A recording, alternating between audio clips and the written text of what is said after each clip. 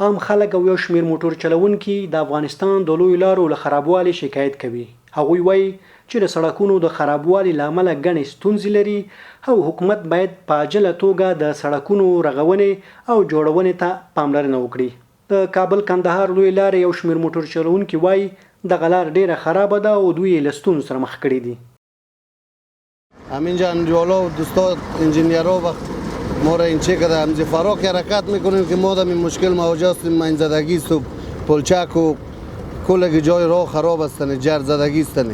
این از اول نوروز کار شروع است تا حال در شهر 5 ماه تیر شده هیچ کس کار جریان داره و کار روت جریان نداره که زود خلاص شود.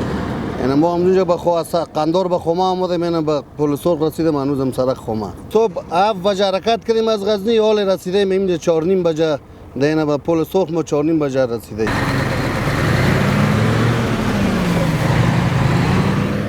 د مشکلات سره مخ یو چې حاصل چې دا ټول ګرد والی ده، حاصل نه کوي.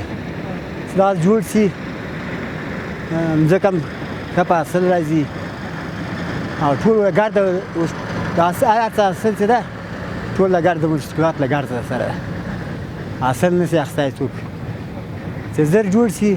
سرک خو چې ده کابل قندهار غټه لار دا له ډېرو زیاتو مشکلاتو سره مخامخ ده او ډېر زیاته خرابه ده. موټروانان دا ټول له ډېرو ستونزو سره مخامخ دي.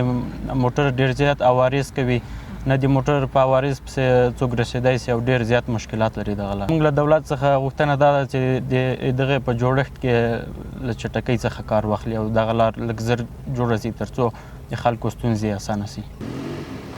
بل خوا د ټولګټو وزارت وایي چې پر مهمو لویو لارو کار پیل شوی دی.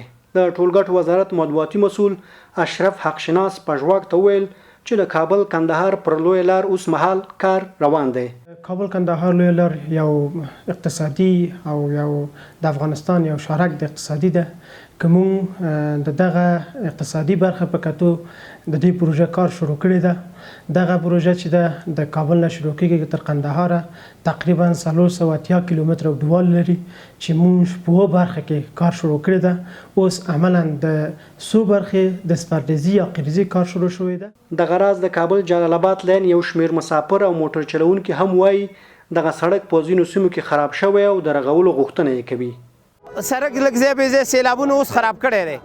دا 2.5 کاله وشو چې دې باندې به کار نه دی شوی، نو دغه پلچکونه او کوم ځایونه چې د اوبو د راتګ د سیلاب ځای دی دغه ځایونه لږ خراب شوي دي چې دغې باندې لږ کار وشي. سړک کې ستونزه شته دی، سړکونو کې جمپونه ډېر دي، قوتي موتي ډېر دي، مشکلاتونه شته سړک.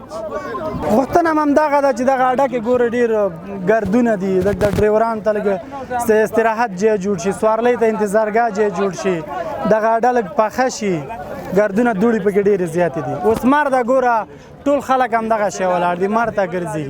د ټولګټو وزارت مطبوعاتي مسؤل اشرف حقشناس زیاتوي دغه وزارت سږ پلان لري چې د کابل جلال آباد لویې لارې هغه ځایونه هم ورغوي چې تخریب شوي دي.